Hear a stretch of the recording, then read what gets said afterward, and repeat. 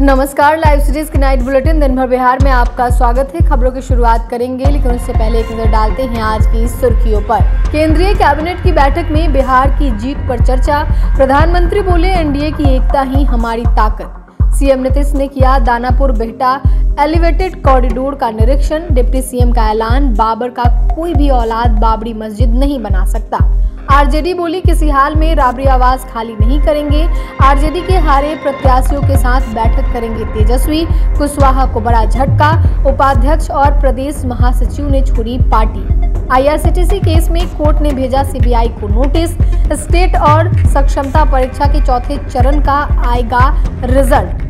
पटना में bulldozer action. Bihar में अगले 4 दिनों तक पारा गिरेगा, कोहरा बढ़ाएगा सर्दी। अब खबरें विस्तार से।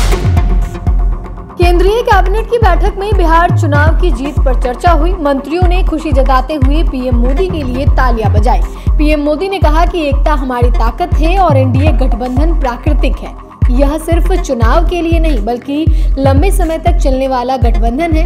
मंत्रियों ने भी इस जीत को नीतियों और नेतृत्व की सफलता का प्रतीक बताया। वहीं जीत और इसके पीछे लगे संगठनात्मक प्रयासों को सम्मान देने के लिए विशेष थैंक यू डिनर का आयोजन किया गया। यह डिनर बीजेपी के राष्ट्रीय अध्यक्ष जेपी नड्डा द्वारा आयोजित किया गया। इसमें केंद्रीय गृह मंत्री अमित शाह सहित केंद्रीय नेतृत्व के कई बड़े चेहरे मौजूद रहे। मुख्यमंत्री नीतीश कुमार ने दानापुर बिहटा एलिवेटेड कॉरिडोर तथा शेरपुर दिगवारा गंगा पुल के निर्माण कार्य का निरीक्षण किया। मुख्यमंत्री ने निरीक्षण कर निर्माण कार्य की प्रगति की जानकारी ली। इस दौरान अधिकारियों ने मुख्यमंत्री को बताया कि निर्माण कार्य तेजी से चल रहा है और किसी प्रकार की कोई समस्या नहीं है। निरीक्षण के दौरान मुख्यमंत्री ने कहा कि इस परियोजना में पूर्ण होने से बिहटा से कोइलवर तक यातायात सुगम होगा। पटना शहर को NH 922 और कोइलवर पुल से जोड़ने में मदद मिलेगी। इस परियोजना के तहत बिहटा अंतर्राष्ट्रीय हवाई अड्डा के लिए विशेष कनेक्टिविटी मिलेगी। उन्होंने कहा कि हम लगातार इस परियोजना का निरीक्षण करते रहे हैं और समय समय पर इसके संबंध में सुझाव देते रहे हैं। कार्य को जल्द से जल्द पूर्ण करें। बिहार के उप मुख्यमंत्री विजय सिन्हा ने खुलकर ऐलान किया है कि भारत की धरती पर अब दोबारा बाबरी मस्जिद नहीं बन सकता। हिंदुस्तान की धरती पर बाबर का औलाद बाबरी मस्जिद बना ही नहीं सकता। मां भारती के संतान जग चुके हैं। मीडिया ने उप मुख्यमंत्री से पूछा कि 6 दिसंबर को बंगाल में बाबरी मस्जिद की नींव रखी जा रही है, इस पर क्या कहना है। इस सवाल पर विजय सिन्हा ने कहा कि अब कोई बाबर पैदा ही नहीं होगा। भारत में भगवान राम का मंदिर, मां जानकी का मंदिर बनेगा। 20 साल बाद लालू परिवार को 10 सर्कुलर रोड स्थित सरकारी आवास राबड़ी आवास खाली करने का नोटिस मिला है। बिहार भवन निर्माण विभाग ने ये नोटिस भेजा है। भवन निर्माण विभाग की ओर से जारी आदेश में कहा गया है कि बिहार विधान परिषद के आवासन के लिए पटना केंद्रीय पुल की आवास संख्या 39 हार्डिंग रोड अलॉट किया गया है। वहीं राजद के प्रदेश अध्यक्ष मंगनीलाल मंडल ने कहा कि किसी हालत में राबड़ी आवास खाली नहीं करेंगे। ये लालू परिवार को अपमानित करने की साजिश है। 20 साल से नीतीश कुमार सीएम हैं, उन्होंने ऐसा फैसला क्यों नहीं लिया। भाजपा नेता नीरज कुमार ने तंज कसते हुए कहा कि राबड़ी देवी पटना के 10 सर्कुलर रोड स्थित आवास खाली करने के दौरान टोटी और अन्य सरकारी संपत्ति की चोरी न हो, इसका ध्यान रखें। बिहार विधानसभा चुनाव में करारी हार के बाद नेता प्रतिपक्ष तेजस्वी यादव अब नुकसान की वजहों को समझने और संगठन को दुरुस्त करने में जुट गए। 30 नवंबर तक पटना स्थित राजद कार्यालय में 119 हारी हुई सीटों की विस्तृत समीक्षा की जाएगी। तेजस्वी यादव इस दौरान हारे हुए प्रत्याशियों, जिला अध्यक्षों और पार्टी के प्रधान महासचिवों के साथ प्रमंडलवार 1-to-1 बैठक करेंगे। तेजस्वी यादव प्रत्याशियों से बूथ स्तर की रिपोर्ट, मतदान पैटर्न, विभिन्न सामाजिक वर्गों का वोट शेयर, सहयोगी दलों के प्रदर्शन और चुनावी रणनीति पर विस्तृत फीडबैक लेंगे। चुनाव के तुरंत बाद ही तेजस्वी ने सभी हारे प्रत्याशियों से भीतर घातियों की सूची मांगी थी। तेजस्वी की ये समीक्षा बैठक 2 चरणों में होगी। पहला चरण 26 से 30 नवंबर तक चलेगा। इसके बाद 1 से 5 दिसंबर तक बिहार विधानमंडल का सत्र होने के कारण बैठकों को रोक दिया जाएगा।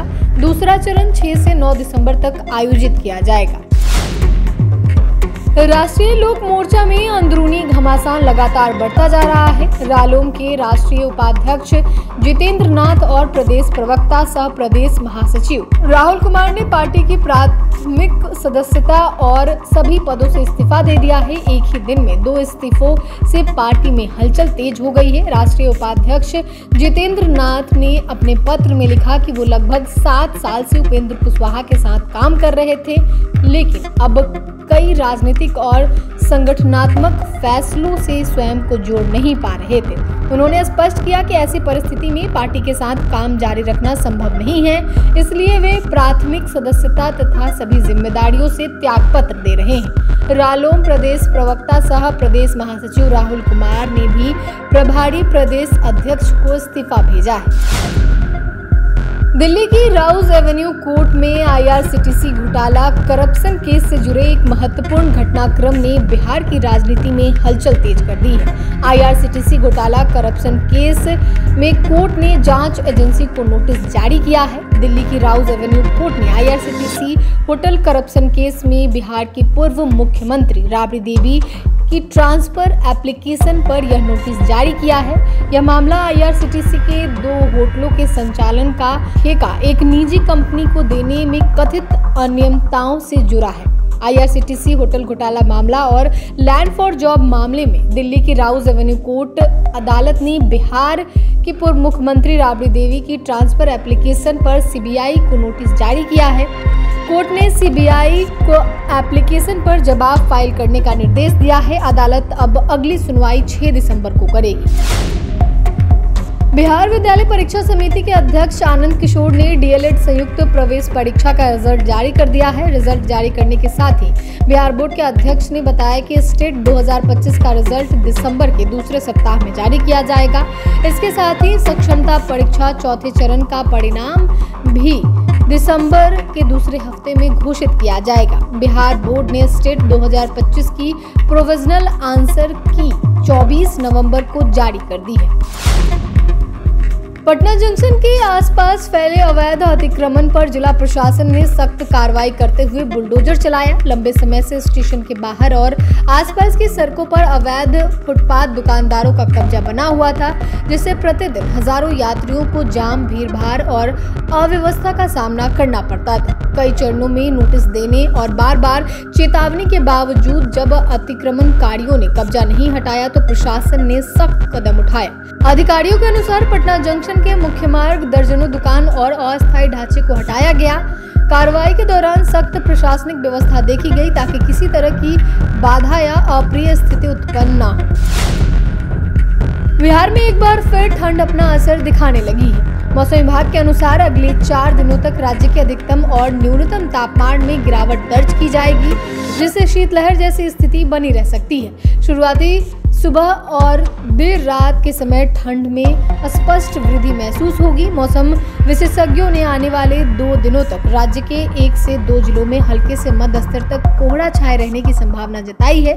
हालांकि तापमान में गिरावट के बावजूद मौसम में कोई बड़ा बदलाव फिलहाल अपेक्षित नहीं है। पूरे प्रदेश में न्यूनतम तापमान 11 से 17 डिग्री और अधिकतम तापमान 25 से 29 डिग्री के बीच रिकॉर्ड किया गया है।